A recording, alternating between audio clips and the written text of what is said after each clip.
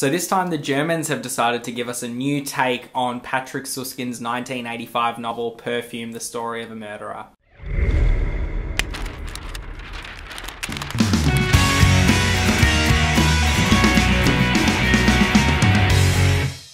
Perfumier is a new German drama thriller that just got released on Netflix here in Australia. I think it came out a couple of days ago. I've only just gotten a chance to watch it. This one's been on my list, and I really love Patrick Süskind's book, Perfume, the Story of a Murderer. I also really love the film adaptation they did back in like 2005 or 2006. Dustin Hoffman was in that, and that was really good. I remember it got sort of like mixed reviews at the time, but I watched it when I used to work at Video Easy, and I was like, fuck, this movie is fucking sick. It is a great concept, and I fucking love that kind of offbeat thriller, like weird, creepy thriller, and that's what that story is. This one here that we have from the Germans on Netflix is definitely creepy, is definitely weird, but it's not good. It's changed and taken elements from the novel. It's not a direct interpretation, but it's taken a lot of the things from it. So we've got our main character, her name is Sunny, she's a police detective, and she's investigating a string of murders where a serial killer is killing women, shaving their head,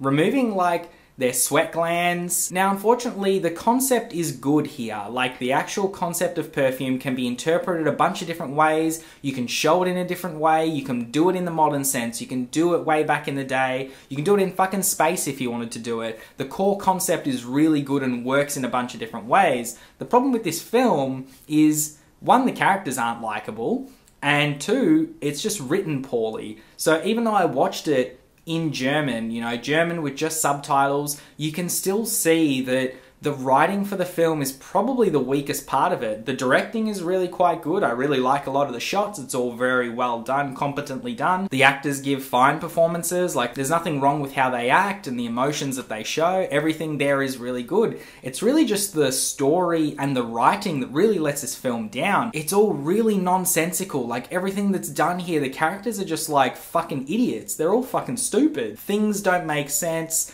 Loose ends don't get tied up quite as well. It's just a bit of a mess, you know, and it's really disappointing because there's big potential for this story. Perfume, the Story of a Murderer, taking elements of it and making it a modern film, giving it a modern twist and using it as a thriller, like a Seven or Bone Collector style thriller is a great idea, you know, it's a fucking fantastic idea.